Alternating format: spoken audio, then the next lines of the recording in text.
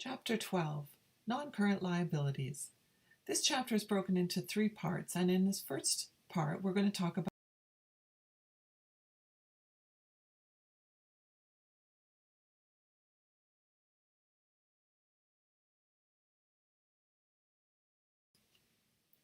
there are different types of bonds. There are secured bonds. Those are ones backed by specific collateral. There are unsecured bonds.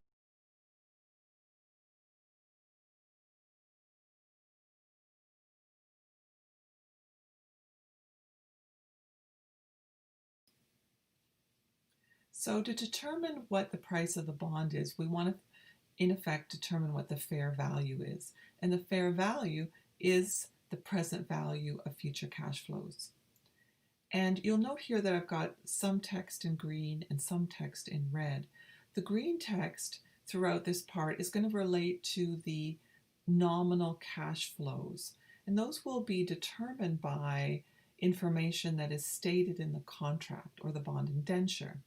In contrast, the red reflects the market rate of interest, and this is something that's determined by the market and can change daily.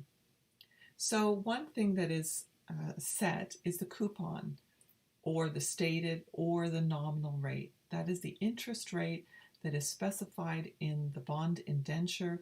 It is the amount of cash that the bond will pay in interest, and that is fixed. It will not change over the period of the bond.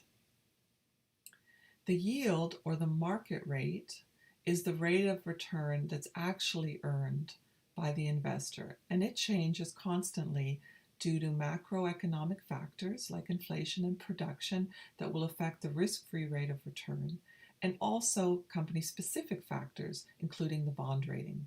So as we saw on the previous slide for Canadian Tire, their bond rating has recently dropped, which means their market rate of interest or yield will have increased. Now, the effective interest rate is the yield, which we just talked about, but it's on a specific date. It's on the date that the bonds are initially issued. And that interest rate becomes the interest rate that we use for accounting throughout the life of the bond.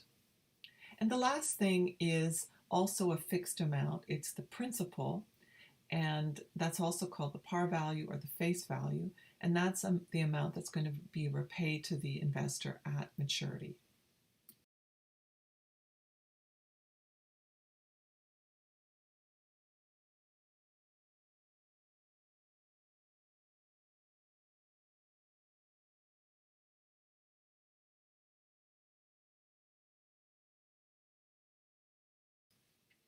If we look at those Canadian Tire bonds that we had examined earlier, the Canadian Tire 6.445% 2034 debentures, when they were issued, they were probably issued very close to par. If we look at those Canadian debentures, when they were issued, they were probably issued very close to par. But very recently, in June of 2020, if you look at the price is 111.12% of par. That means that the price has gone up significantly since they were first issued. So a question might be, why will the price have been increasing?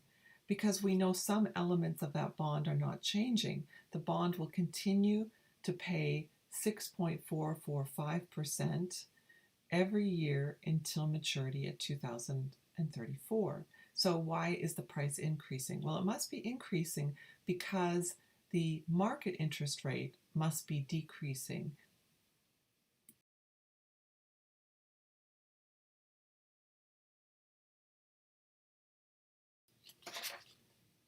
The fair value of the bond is made up of two components, the principal and the interest. The principal, or face value, is the lump sum that is paid at maturity. And so we use the formula for the present value of a lump sum. And that is 1 over 1 plus I to the nth power.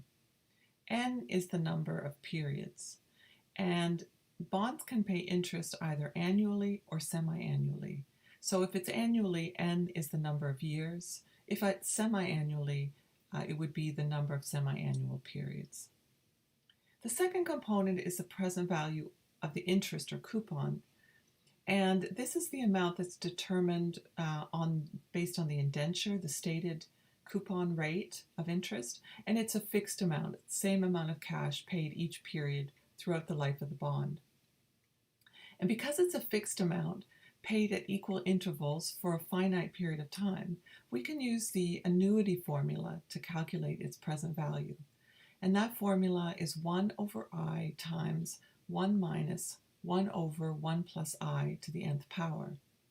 Now, note here that the stated interest rate and the cash amount paid is indicated here in green, whereas in the I in the formula is the market rate or the yield or the discount rate that we're going to use to calculate the present value.